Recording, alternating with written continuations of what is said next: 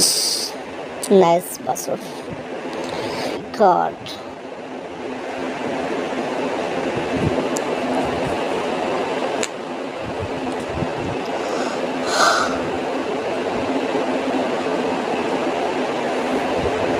শেষ পর্যন্ত দেখা যাক কি হয়।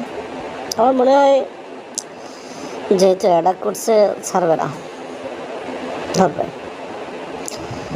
বাসুরটাকেই অনেক ধরবে, ধরতেছে। এই যে অল্প একটু আছে, এ রে,